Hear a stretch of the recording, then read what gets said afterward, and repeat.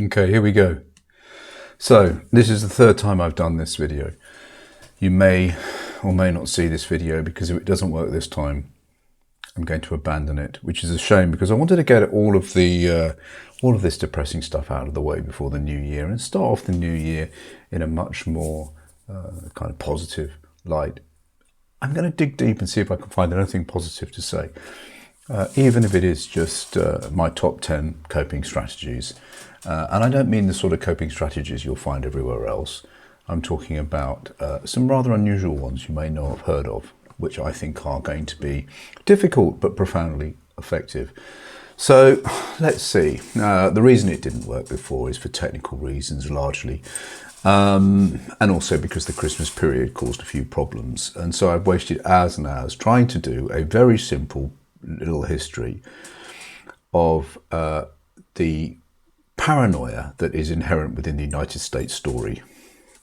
And really why I've done that is because there's nothing unusual about the Trump movement, the MAGA movement, all this sort of Project 26 or whatever it's called, and all of their kind of weird trying to realign the US with kind of Christian nationalism. This is the story of the United States. It's been going on since even before its inception. I mean, we're going back to the 1600s, the first settlers even.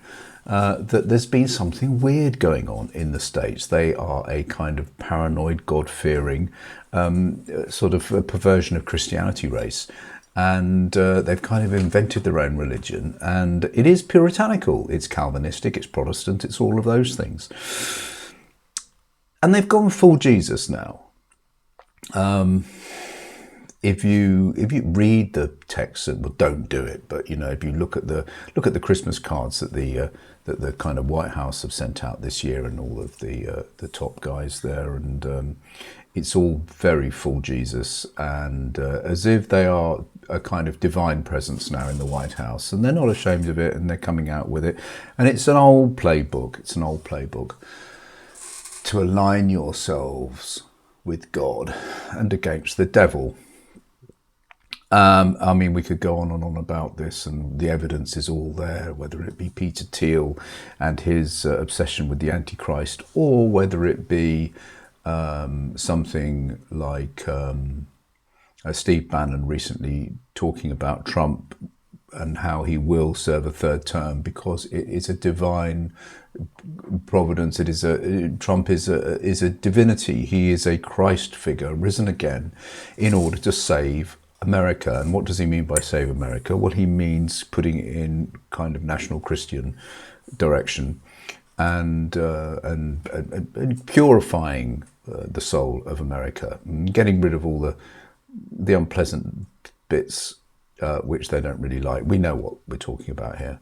Whether it be people from other ethnic groups or homosexuals or anybody in the Rainbow Coalition, or anybody who isn't working hard enough, of course, because idleness is a terrible sin in Christian nationalism and Protestantism.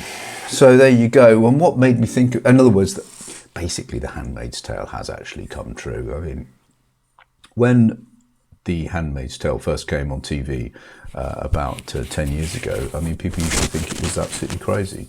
And it's only taken 10 years for it to become realised. And that was all about America starting to no longer distinguish between church and state, and for it to become a kind of a nation which had its own form of a kind of Sharia law. So this started when I was reading about Charlie Chaplin, and he was basically, he kind of adopted the US as his home country, and almost single-handedly built the film industry in a way, because he was easily the biggest star in the world at that time during the silent era, of course, and worldwide star. And he made most of his movies in the States, and that's where he was settled. And of course, he got caught up in the kind of communist witch trials for almost no reason whatsoever. But like thousands of others, he was ostracized, and he was persecuted, and eventually he was told that he was no longer welcome in the US. He hadn't really done anything. I mean, he was put in front of the un-American, or anti-American, or no, the Un-American Committee, and you know, he, like thousands of others, was asked a question point blank: "Are you a communist?" To which his answer was, "What do you mean by, what exactly do you mean by communism?" And they never really had an answer for this. But you know, this was just one of the many paranoid witch hunts. So let's go back in time.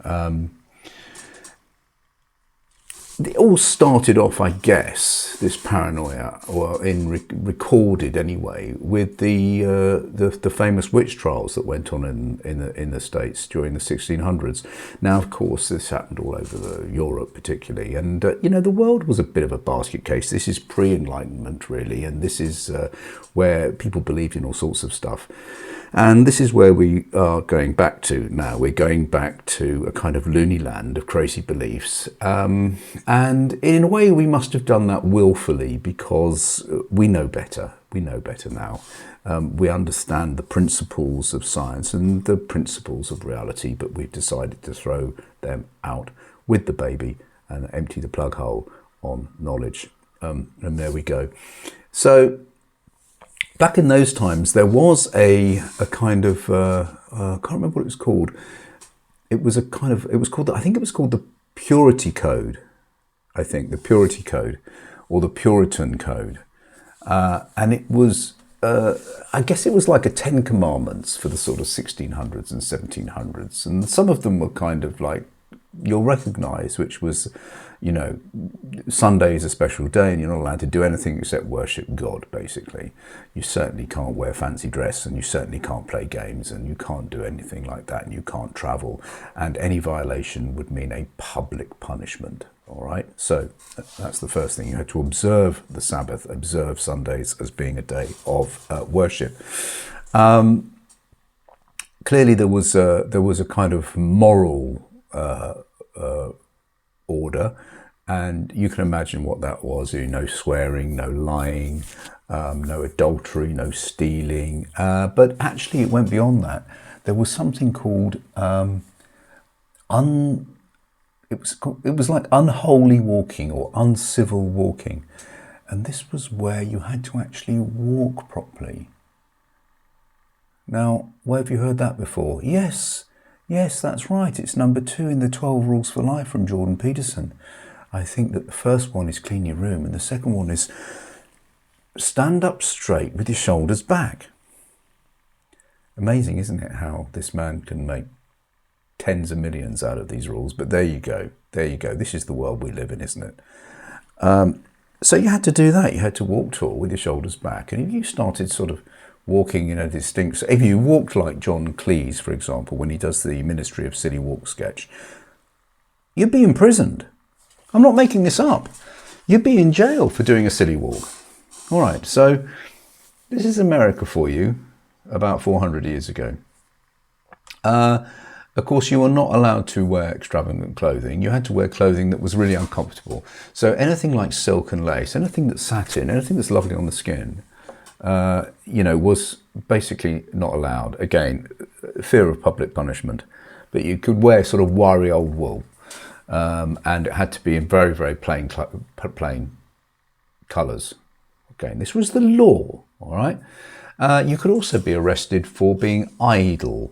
Idleness was one of the greatest sins against God. And this idea of the Christian or the Protestant work ethic, of course, has been hanging around like a bad smell for a very long time. And it wasn't, of course, shared by many European philosophers who believed that... sorry, I'm just going to adjust that. Who believed that actually idleness was a perfectly reasonable way to live your life. I'm thinking of Bertrand Russell, of course, who wrote that book In Praise of Idleness. But no, idleness was frowned upon. You could be ostracized from your community if you did not contribute and get involved in, you know, hard labour for most of your waking hours. So yeah, this is what it was like. There was also a fusion And by the way, all of this is coming back to haunt us again. So can you see the parallels? You know, you think for yourself about how these things are now coming back onto the political agenda in a way.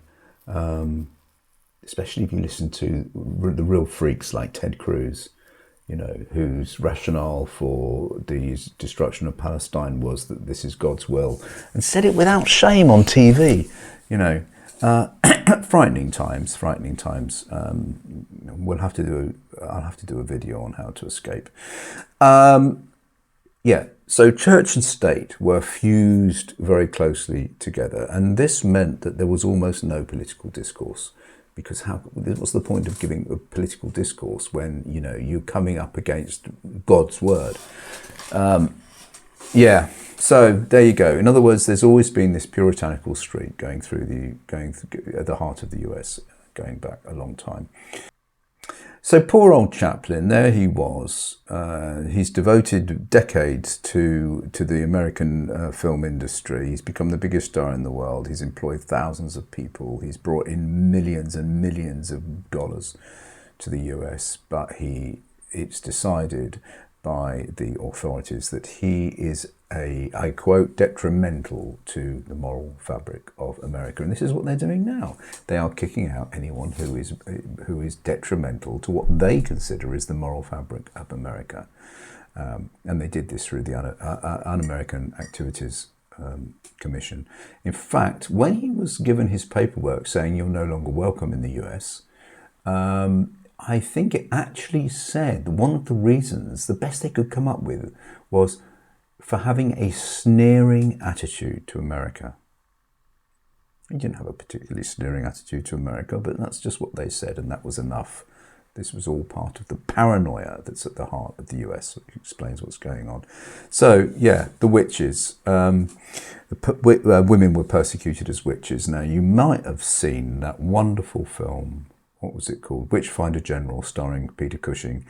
And he rides around with his henchmen and rides around the countryside and goes into the villages on horses in a black cloak, big black hat, and basically he arrests with a view to torturing and killing or putting on trial women. Women who were accused of being witches. Now you can imagine, can't you? There were no witches really, of course, but what were they? They were women who were maybe having mental health problems, women who'd been abused, women who were struggling, or women who were just whistling themselves a happy tune, or women often who were who'd got on the wrong side of the local landowner for maybe asking for a rise or something, and he would accuse her of being a witch, and the next thing you know, she is being burnt at the stake. Well, this, of course, after it had stopped or ceased mainly in Europe, it carried on in America. America became very hysterical in the 1600s about witches, and if you're interested, you can read about the Salem witch trials. Where a number of women were accused of being witches, and they were accused of aligning themselves with the devil. And this was an authority that decided to take up the case. So, you know, our ancestors not that far back were of this ilk in the States. And then what happened after that? Then in about the 1800s, who were the devils then? Where was the paranoia? Paranoia was with two groups of people, I would say immigrants. Yes, immigrants, even back in the 1800s, the first settlers didn't like the second settlers. Okay. You know, and this is a situation that we get in the UK a lot now, where you have people like, you have lots of people in government who are ethnic minority, who came here in the 50s, or whose parents came here in the 50s, who have now decided to sort of bring up the drawbridge. You know, I'm in, I'm okay, the rest of you can F off, and we know who they are. They didn't like immigrants, so they kind of they turned them back, they pushed them away, they try and discourage them from coming, and this was when the population of the US was a fraction of what it is now, but even so, they'd started this kind of slightly racist and anti-immigrant posture. They also didn't like anarchists. They were very terrified of anarchists, really paranoid about anarchists. Now, what do we mean by anarchists? Well, I don't know what you think when you think about an anarchist. You probably think about a bloke in a green sort of, like Parker or something, with a big A written on the back. I don't know. But this isn't what they meant by anarchists. They meant people with ideas that were different from the mainstream ideas. In other words, those that had even begun to hint at some sort of a new perspective on some of this craziness that was going on, they were considered to be radical anarchists. And just like Trump is constantly tweeting about radical left, anti-American, America-hating Democrats, and so forth. They didn't like them 350 years ago. They didn't like people with different ideas.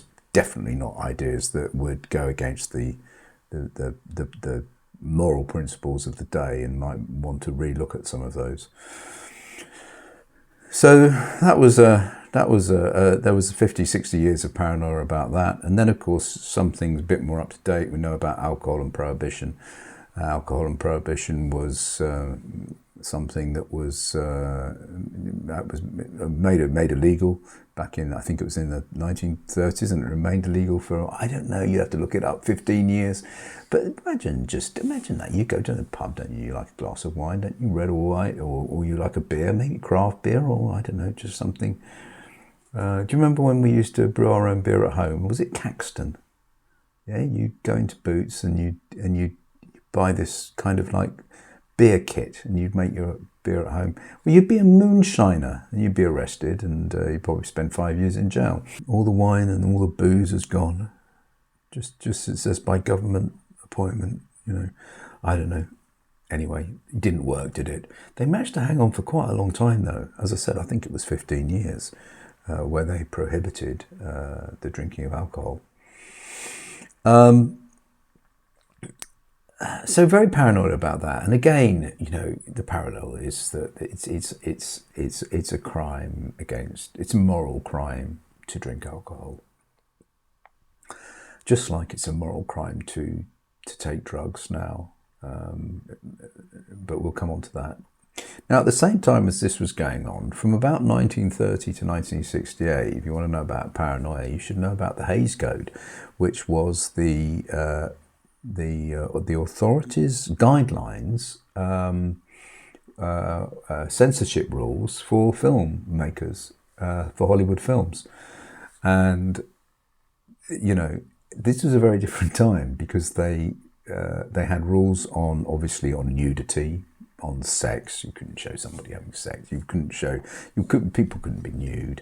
And you might think, well, okay, fair enough. And you're not allowed to swear. And you might think that's kind of okay. Every film has to be like a sort of, for a 12-year-old. You're not allowed grown-up films. But also, it was a little bit more deep than that, because the hero always had to win. Anybody who was morally repugnant, or anybody who was the villain, they had to be meted out with some form of punishment. In other words, and films used to have to show what it called, and I quote, the correct standards of life had to be reflected in a film. So from 1930 to 1968, everything you see coming out of Hollywood, everything you see film-wise coming out of, and actually it was the same with art as well. Although that was an unwritten rule, and punishments came about in a slightly different way. They had to reflect a kind of almost Little House in the Prairie view of the world, whereby the baddies were punished and the goodies came out tops in the end. All right. So that lasted a long time, for nearly 40 years, and it only really ended when the European film industry really took off, and the American film industry couldn't compete, because the Europeans were making, realistic, hard-hitting films about real life. And the American films all look like sort of, they were made by Hallmark cards or something. So there you go. The history of paranoia continues, and we better mention the Red Scare. That was about 2 or 3 decades, wasn't it, where everybody was considered to be a communist unless they declared their love for America and waved the flag around, and had an American flag sticker on the back of their car. And people could be assumed to be communists if they were not Christian nationalists and patriotic. And they set up this thing called the Un-American Activities Commission. And they trooped people in, and they used to get their information from very strange places. I mean, they used to infiltrate places and workplaces, and they'd interview people saying, "Do you think he's got any communists?" They never even defined really what communism was. They didn't. It was this. I mean, it was just pure paranoia, and they really did.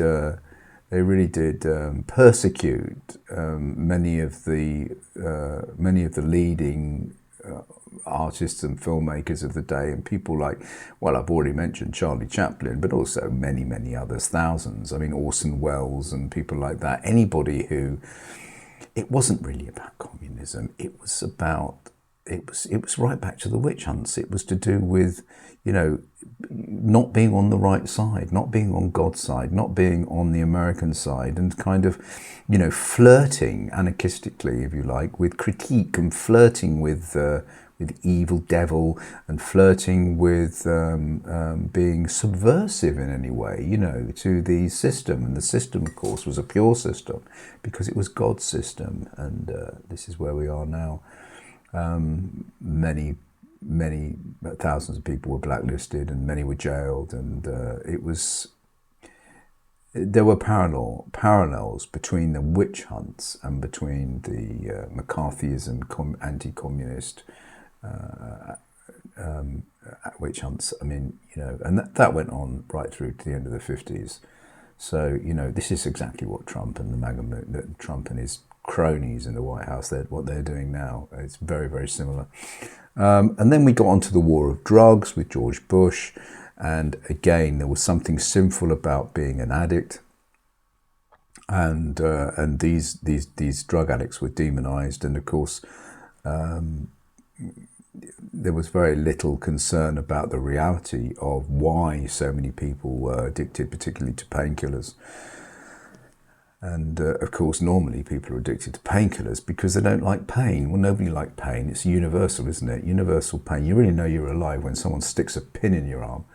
I'm afraid that emotional pain is a physical thing. You can really hear it, feel it. And America is a place that is traumatized to a great extent because there's huge amounts of poverty, alcoholism, drug taking, and this sort of feeds from one generation to another. It sort of feeds a kind of traumatic chain, and it's very difficult to break out of that. And I think if they'd have addressed that kind of thing rather than just sort of deciding that we're going to go to war with anybody who kind of, was on drugs, it didn't really make sense. And of course, they've kind of dropped that war now a little bit. I mean, Trump's kind of resurrecting it as part of his Christ-like resurrection in terms of the idea that he's going to purify the state, which is ridiculous, of course, because, let him who hath no sin cast the first stone. Well, I don't think it would be Donald Trump. And then we got into the paranoia of terrorism after 9/11, and again, that fed into politics because we had the Patriot Act, which enabled the government to have, really expanded powers over people. So, yeah, there you go. I've managed to get through it this time. I don't think it was as good as the other times I've done this in the last couple of days, but, I just wanted to get this one out of the way. And the point is, I think, that the craziness you're seeing, which is kind of amplified because Trump is such a weird character, has actually always been in the American soul. They have inside them a kind of paranoia. And I think that this paranoia comes from their Christian nationalism. And if you think about it, if you look at people like Jerry Falwell and Pat Robinson and Joyce Mayer and Billy Graham and all these great bloody, evangelists who evangelize about a very strange form of Christianity, often called something like the prosperity gospel, which is where they kind of what's the pervert the Bible or bastardize it? Which is the one? I don't know. But basically, they kind of tune it to the American way. And the American way is the money way. The American way is to try and get as rich as possible way, and to try and privatize yourself as much as possible. And so they're constantly talking about money, except they don't call it money, in those great big Houston churches. But somehow these guys and girls are flying around in private jets, and many of them have been imprisoned for all sorts of frauds, because it's just simply a game, just like Trump is playing a game of politics. These were playing a game of religion, and now the two have come and coalesced and come together. But they never called it money, They never called it money. They would stand. They call it what they call it? Abundance. They call it abundance. So they say abundance, if you give, then you will receive abundance. Abundance is yours if you come to this church and worship through us. If you give to the church, you will be given 3 times. They never mention the word money, but it's all about money. It's all about money. It's about nothing else, actually. I'm not going to name names but if you have a look on YouTube at some of these evangelicals, you'll say they'll say, Jesus wants you to be rich. Jesus wants you to have beautiful shoes. And that's why I've got beautiful shoes. And I'm not afraid of it. It's all about that. So, yeah. So watch out for all of this thing. That's what I'm going to say. I'm going to try and look on the bright side of life if I can for a New Year's Eve message, maybe. And yeah, see you later. Thank you.